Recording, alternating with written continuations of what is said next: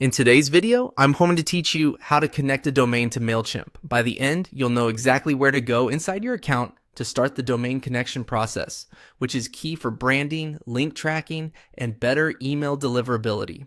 First, sign in to your MailChimp account and look toward the top corner of the dashboard for your profile icon.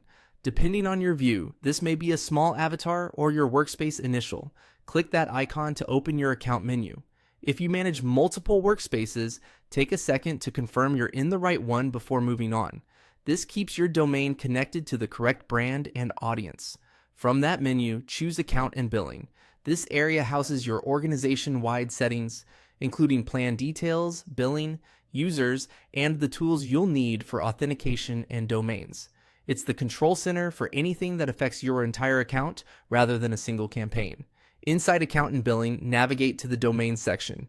This page is dedicated to the domains you use with MailChimp, such as your sending domains and any custom tracking domains. Here, you can see what's already connected, check verification status, and manage changes over time. If you've never connected a domain before, this page may be blank or show only your default settings, and that's perfectly fine.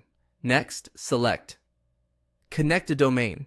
This is the starting point for attaching your custom domain to MailChimp, which lets you brand links, improve trust with mailbox providers, and set yourself up for stronger deliverability. Clicking this will prompt MailChimp to guide you through the connection workflow, and after that, you'll typically verify ownership.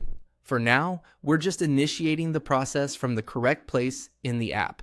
At this point, you'll see a notice that you need to be on a paid plan to continue.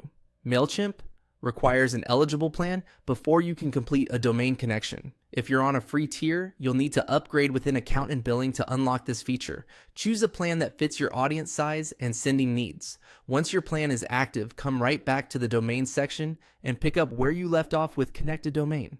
MailChimp will then provide clear, step-by-step prompts for verification, and any changes you make later typically don't cause downtime for your existing emails. That's it. You opened your account menu, went into Account and Billing, opened Domains, started Connect a Domain, and confirmed the plan requirement. Follow these steps and you'll be ready to finalize your domain connection smoothly. Thanks for watching.